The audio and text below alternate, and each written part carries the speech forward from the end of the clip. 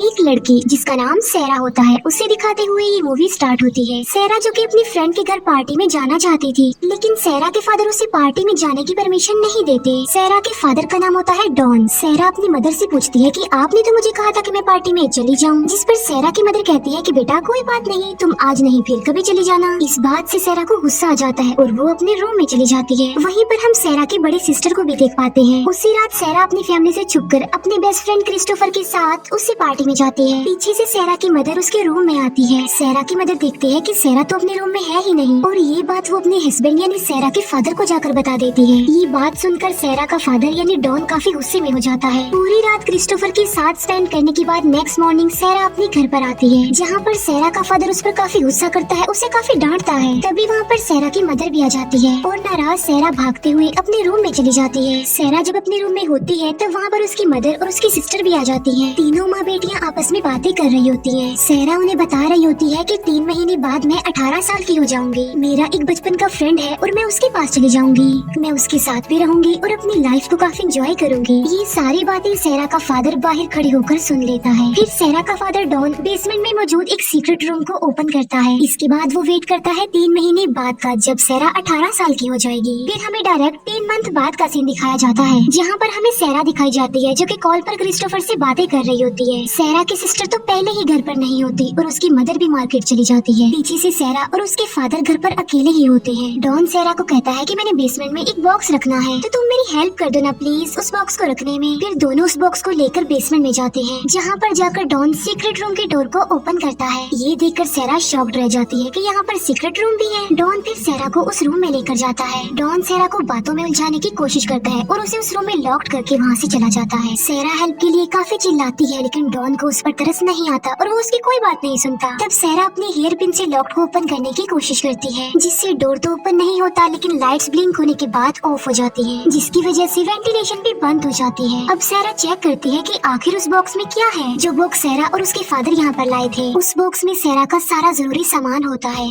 जो इस जगह पर रहकर सैरा के काम आने वाला था। सैरा वेंटिलेशन विंडो से हेल्प मांगने लगती है। डॉन देखता है कि सैरा की आवाज तो बाहर तक आ रही है और इसीलिए वो वेंटिलेशन को भी बंद कर देता है। वो रूम एक साइलेंट रूम था, इसी वजह से अब उस रूम से कोई भी आवाज नहीं आ रही थी। सैरा की मदर को उसकी काफी फिक्र होती है और वो उसे काफी ढूंढती भी है, लेकिन डॉन तो बिल्कुल रिलैक्स था, जैसे उसे कोई परवाह ही ना हो।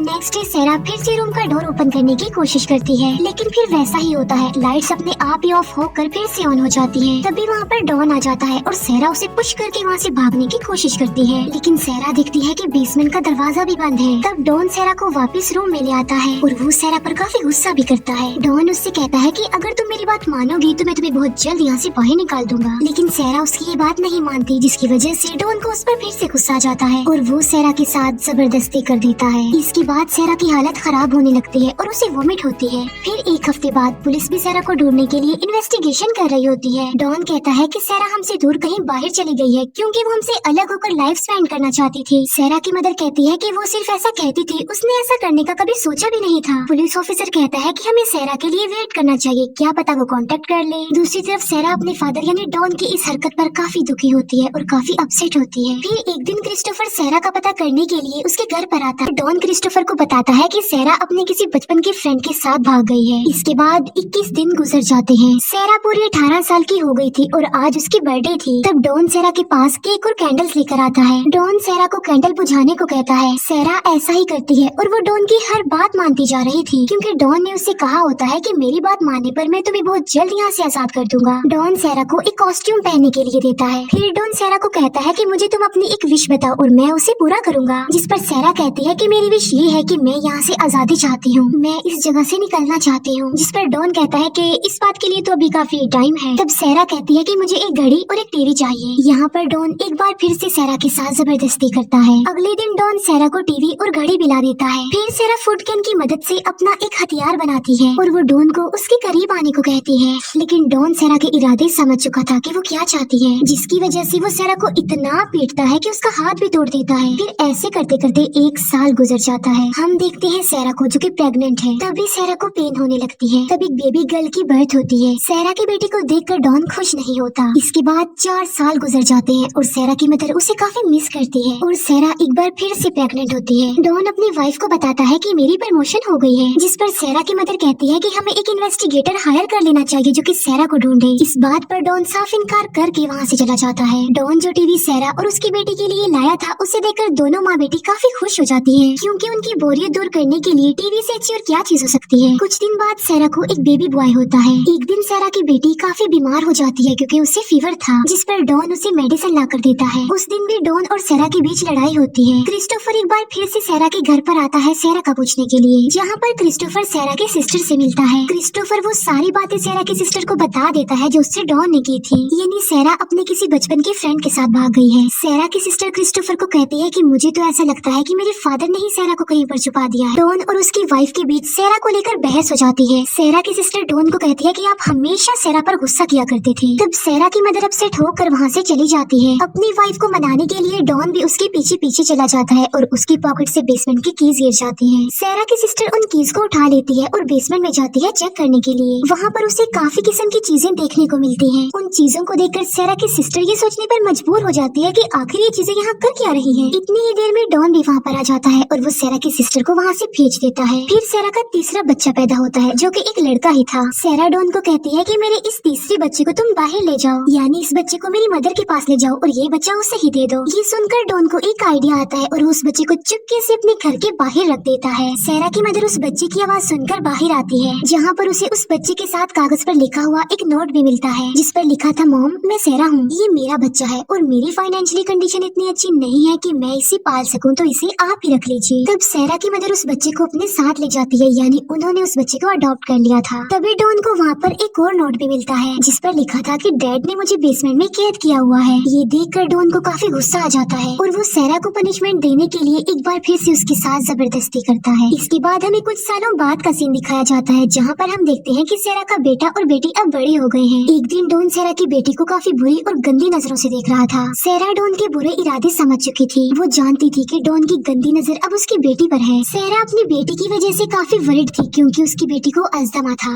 एक दिन सैरा देखती है कि छत से पानी टपक रहा है। सैरा सोचती है कि आई थिंक वहाँ पर कोई कच्ची जमीन है जिसे तोड़कर हम किसी की हेल्प मांग सकते हैं।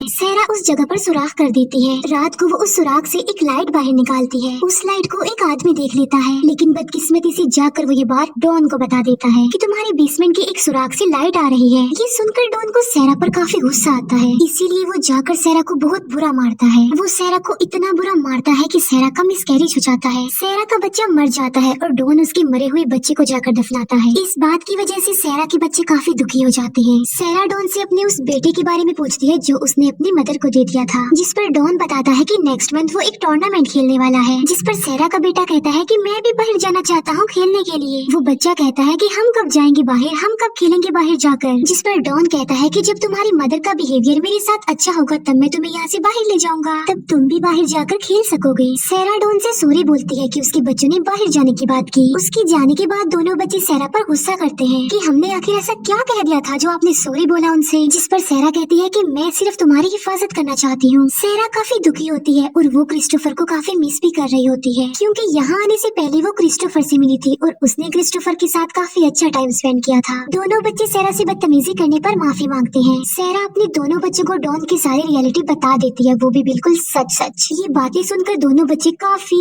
हैरान रह जाते हैं। वो बच्चे इतनी बुरी तरह से डर जाते हैं कि सैरा के बेटे को अस्थमा का अटैक हो जाता है। सच बताने पर डॉन को सैरा पर काफी गुस्सा आता है, इसी वजह से वो सैरा को मारने लगता है, लेकिन सैरा का बेटा डॉन को ऐसा करने से रोक लेता है। पनिशमेंट के तौर पर डॉन बाहर जाता है और बेसमेंट की लाइट ऑफ कर देता है। कुछ दिन बाद दिखाया जाता है कि डॉन की जॉब भी चली गई थी, जिसकी वजह से उसकी सेविंग्स आहिस्ता आहिस्ता खत्म हो रही थी। जिस पर डॉन की वाइफ उससे पूछती है कि आखिर तुम्हारी सेविंग्स खर्च कहाँ पर हो रही हैं? सैरा जो कि वेंटिलेशन को तोड़ देती है। डॉन को बैंक की तरफ से एक नोटिस आता है कि वो घर खाली कर दे, क्योंकि इंश्योरेंस का लिया हुआ पैसा डॉन ने बैंक को वापस नहीं किया था। तब डॉन सैरा और उसके बच्चों को खत्म करने का डिसीजन लेता है, क्योंकि अब उससे सारा सिस्टम मैनेज नहीं हो रहा था। वो वेंटिलेशन के रास्ते से अपनी गाड़ी का धुआं छोड़ता है, लेकिन तभी वहाँ पर सैरा का वो बेटा आ जाता है जो कि उसने अपनी मदर को दिया था, और इसी वजह से डॉन को गाड़ी बंद करनी पड़ती है। काफी साल बाद हम देखते हैं कि सैरा के बेटे को फिर से अस्थमा का अटैक हो गया है। सैरा डॉन को कहती है कि मैं अपनी बेटी का डॉक्टर को चेकअप करवाना चाहती हूँ, जिसके लिए डॉन साफ इनकार कर देता है, लेकिन सैरा इस बात के लिए उससे काफी रिक्वेस्ट करती है। तब सैरा की बेटी की हालत देखकर डॉन इस बात के लिए एग्री हो जाता है। डॉन सिर्फ सैरा और उसकी बेटी को ही अपने साथ लेकर जाता है उसके बेटे को वो बेसमेंट में ही रुकने को बोलता है। सहरा जब बेसमेंट से बाहर आती है तब उसे अपना घर देखकर सब कुछ याद आ जाता है। सहरा की बेटी को हॉस्पिटल लेकर जाया जाता है और बहुत ही मुश्किल से उसकी जान बचाई जाती है। वहाँ पर एक लेडी डॉक्टर होती है जो सहरा को एक फॉर्म फिलअप करने का बोलती है। अब सहरा वापिस से अपनी उस जिंदगी में नहीं जाना चाहती थी, इसीलिए वो फॉर्म पर पानी फेंक देती है। तब डॉन दूसरा फॉर्म लेने के लिए जाता है और मौके का फायदा उठाकर सहरा उस लेडी डॉक्टर के पास आ जाती है। सहरा उस लेडी डॉक्टर के गले लग जाती है और तभी पीछे से वहाँ पर डॉन भी आ जाता है। सहरा उस लेडी डॉक्टर को कहती है प्लीज हेल्प मी। वो लोग अंदाजा लगा लेते हैं कि सहरा जरूर किसी मुसीबत में है। सहरा की खुशकिस्मती ये होती है कि वहाँ पर एक पुलिस ऑफिसर भी होता है जो डॉन को पकड़ लेता है, जहाँ पर डॉन सब कुछ रिवील कर देता है और अपनी सारी रियलिटी भी बता देता है। सहरा के बेटे को भी बेसमेंट से बाहर निकाल लिया जाता है। सहरा की मदर ये देखकर काफी टूट जाती है और काफी शॉक्ड रह जाती है। इसके बाद डॉन को जेल हो जाती है। सहरा अपनी मदर और सिस्टर के पास बाहर आकर काफी खुश होती है और उसके बच्चे भी काफी खुश होते हैं। फिर सहरा से मिलने के लिए क्रिस्टोफर आता है जो कि अभी भी अनमैरिड ही था। सहरा और क्रिस्टोफर एक लॉन्ग ड्राइव पर चले जाते हैं